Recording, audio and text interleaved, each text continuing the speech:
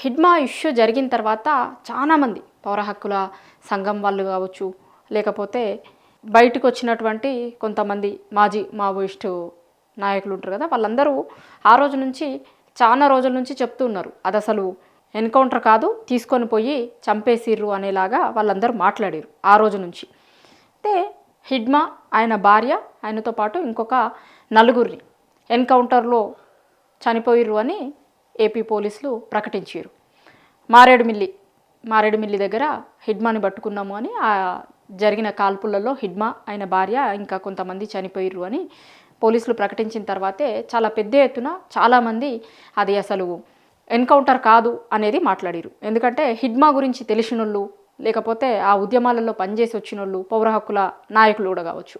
హిడ్మాకి మొత్తం అక్కడ ఉన్నటువంటి దండకారణ్యాల మీద, తెలంగాణ, ఏపీ, ఛత్తీస్గఢ్ అడవుల మీద పూర్తి అవగాహన ఉంటుంది. ఒకవేళ పోలీసులు చుట్టుముట్టినా సరే త్రుటిలో తప్పించుకొని పోగలుగుతాడు. ఎందుకంటే ఆ అడవి మీద అంత అవగాహన ఉన్నటువంటి వ్యక్తి. గతంలో చాలా సందర్భాలలో కూడా త్రుటిలో తప్పించుకొని పోయిన హిడ్మా అట్లాంటి వార్తలు చాలా వచ్చేది. ఎందుకంటే ఆయనని పట్టుకోవడానికి ప్రయత్నించినప్పుడు కూడా అడవి మీద పూర్తి అవగాహన ఉండడంతో తప్పించుకొని పోయిండు అనేది గతంలో చాలాసార్లు వచ్చినాయి. ఆ రోజు ఎన్కౌంటర్ అయింది అని బయటకి రాగానే చాలామంది చెప్పింది అది ఎన్కౌంటర్లో చనిపోయే వ్యక్తి కాదు, ఆ అడవి మీద పూర్తి అవగాహన ఉన్న వ్యక్తి, కాబట్టి ఇది ఎన్కౌంటర్ అయ్యి ఉండదు అనేది చాలామంది ఆ రోజు చెప్పారు. అయితే ఇప్పుడు ఎందుకు వచ్చింది మళ్ళీ ఈ వార్త అంటే, మావోయిస్టు పార్టీ వాళ్ళు ఒక పత్రిక ప్రకటన రిలీజ్ చేసిరు, ప్రెస్ నోట్ రిలీజ్ చేసిరు. దాంట్లో వాళ్ళు చాలా క్లారిటీగా చాలా విషయాలని చెప్పారు. ఆ రోజు నుంచి చాలా చర్చ జరుగుతుంది. ఇప్పుడు ఎట్లా జరిగింది, ఏం జరిగింది అనేది అది ఎప్పటికీ బయటికి రాకుండా పోయే ఇష్యూగానే కనిపించింది. ఎందుకంటే చెప్తే పోలీసులు చెప్పాలి అసలు ఏం జరిగిందా ఎన్కౌంటర్ వెనకాల అనేది, లేదా ఆ ఇన్సిడెంట్ని దగ్గర నుంచి చూసిన వాళ్ళు చెప్పాలి. ఆ ఎన్కౌంటర్లోనే వాళ్ళందరూ కూడా ఖతమైపోయారు. కాబట్టి అసలు ఇక ఇది ఏం జరిగింది, ఎట్లా జరిగింది అనేది ఎప్పటికీ బయటికి రాదేమో అన్న లెక్క ఉండే. అయితే ఇవాళ ఒకసారి మళ్ళీ మావోయిస్ట్ పార్టీ నుంచి ఒక లెటర్ వచ్చిన తర్వాత వాళ్ళు ఏం చెప్తారంటే, ఆ లెటర్లో అది అసలు ఎన్కౌంటర్ కాదు, పట్టుకొని తీసుకొని పోయి చంపిర్రు అని చెప్పుకుంటూ ఇంకో చాలా విషయాలని చెప్పిర్రు. అందులో ఒక కలప కాంట్రాక్టరు హిడ్మాకి ఎప్పటి నుంచో పరిచయం ఉన్న కాంట్రాక్టరు. సో ఆయనని నమ్మి ఆయనే బయటకు వచ్చిండట, ఏదో హెల్త్ ఇష్యూస్లో హాస్పిటల్లో చూపించుకోవడానికి చికిత్స నిమిత్తం వచ్చిండు అనేది మావోయిస్ట్ పార్టీలు ఇచ్చినటువంటి పత్రిక ప్రకటనలో వాళ్ళు చెప్పింది ఏంటి అంటే, వైద్యం కోసం ఆ కాంట్రాక్టర్తో బయటకు వచ్చిండు, ఆ కాంట్రాక్టరు పోలీసులకి ఇన్ఫామ్ చేసిండు అనేది ఒకటి.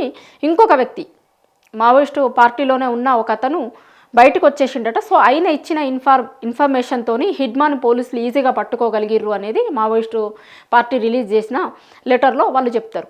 అయితే అప్పటికి మావోయిస్టుల నుంచి బయటకు వచ్చిన వ్యక్తి బయటకు వచ్చిండు, హిడ్మా ఎక్కడికి పోతుండు, ఏం చేస్తుండు, హిడ్మాకి సంబంధించిన ఫుల్ ఇన్ఫర్మేషన్ ఆయన దగ్గర ఉంది. ఆయన బయటకు వెళ్ళిపోవడంతోనే హిడ్మాకి థ్రెట్ ఉంటుంది అని ఆల్రెడీ హిడ్మాకి ఇన్ఫామ్ చేసిరట. కానీ ఆ తక్కువ గ్యాప్లోనే ఆయనకి ఇన్ఫామ్ చేసిరు. హిడ్మా కూడా ఇంకా దండకారణ్యంలోకి వెళ్ళడానికి ట్రై చేస్తున్న టైంలోనే పోలీసులు పట్టుకొని చంపేసిర్రు అనేది వీళ్ళు ఇచ్చిన ప్రకటనలు. ఆ కలప కాంట్రాక్టరు అట్లనే ఆ మావోయిస్ట్ పార్టీ నుంచి బయటకు వచ్చిన ఇంకొక ఆయన, వీళ్ళిద్దరూ చెప్పిన ఇన్ఫర్మేషన్తోనే హిడ్మాని పట్టుకొని చంపగలిగిర్రు.